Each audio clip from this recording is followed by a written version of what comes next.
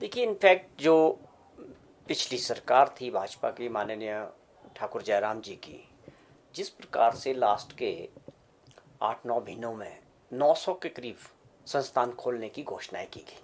आपको याद होगा कि हर कैबिनेट में इतने खुल गए, एजुकेशन में, हर जगह।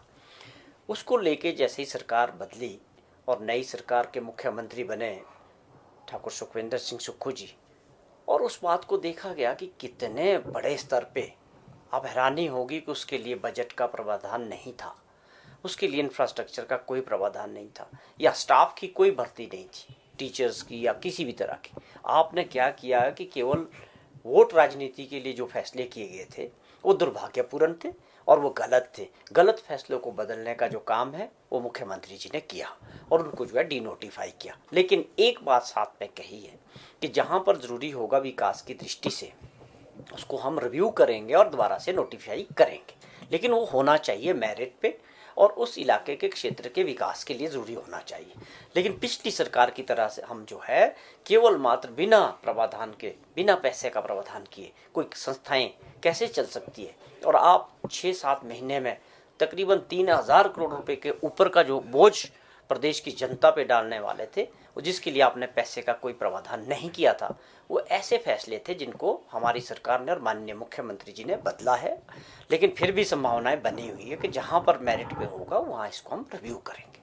सरकार राजनीतिक दृष्टि से ये सब कुछ कर रही है। जब घोषणाएं की थी वो भी राजनीतिक दृष्टि से थी, अब वो इसको मुद्दे को जो है माननीय हाईकोर्ट में ले गए। इसके पीछे भी उनकी मंशा पूरी तरह से राजनीतिक दृष्टि से ये मामला वहां गया है। माननीय हाईकोर्ट ने जो नोटिस दिया उसका जवाब सरकार देगी कि क्या इसकी पूरी रूपरेखा थी, पूरा डेटा सरकार का मुझे लगता है रिप्लाई में जाएगा कि कहां पर क्या प्रोविजन किया गया था, और सारी पिक्चर जो है ये सामने आ जाएगी कि किस तरह से ये एक गलत घोषणाएं करने का जो रिवाज था उसको रोकना बहुत ज़रूरी था। लेकिन ठीक है, अब ये हाईकोर्ट में गया तो वहाँ पर सरकार अपना पक्ष रखेगी। बहुत सारे ऐसे फैसले भी थे जिसमें वो जो थे वो डीनोटिफाई नहीं किए, रिव्यू किया। आपको मैं बताऊं कि एसपी ऑफिस खुला अपने कौन सा नूरपुर में, और बहुत सारे ऐसे क्षेत्र थे जो जिसको नहीं बदला गया।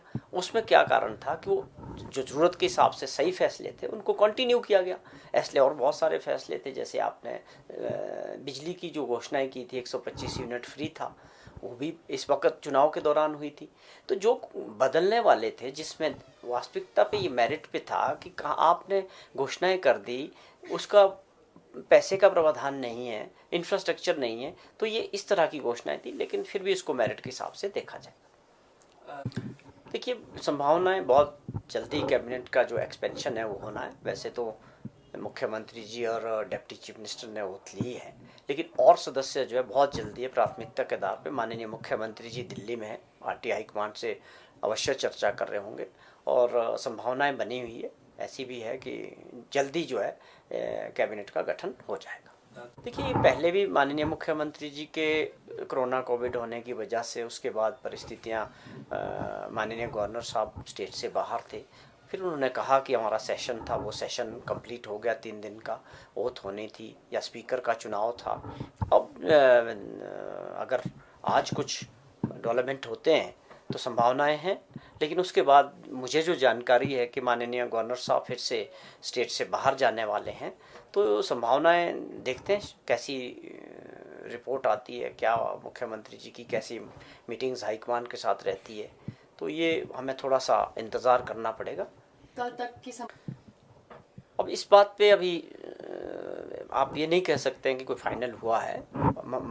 माननीय मुख्यमंत्री जी दिल्ली में हाईकमांड से अपने पार्टी लीडरशिप से बात कर रहे हैं, उसके बाद क्या डेवलपमेंट निकलती है, उनका क्या आदेश आता है, तो हमें थोड़ा सा इंतज़ार करना पड़ेगा। राहुल गांधी जी ने एक बहुत बड़ा अभियान चलाया है पूरे देश के अंदर, जो अपनी भारत जोड़ो यात्रा शुरू की, जिसमें 3500 किलोमीटर का सफ़र होना है, 155 दिन वो यात्रा चलनी है, और जो जन समर्थन देश के अंदर उस यात्रा को मिला है, हज़ारों की संख्या में लोग, हर जगह लाखों की संख्या में लोग उस यात्रा से जुड़ रहे हैं, और एक अच्छा मैसेज गया है कि देश के अंदर जो है एकता अखंडता बनी रहे, हर वर्ग को साथ जोड़ने का जो संकल्प है राहुल गांधी जी का, लोगों ने इसको बहुत पसंद किया। और हिमाचल प्रदेश में ये यात्रा 19 तारीख को टच कर रही है। इंदौरा में जो है ये राहुल गांधी जी हिमाचल में इंदौरा क्षेत्र में जो है इस यात्रा को, और हमारे सभी लोग, मुख्यमंत्री जी और दूसरे लोग, पार्टी के लोग, पार्टी अध्यक्ष, सब लोग उसको जो है जब वो हिमाचल में आएगी तो वहाँ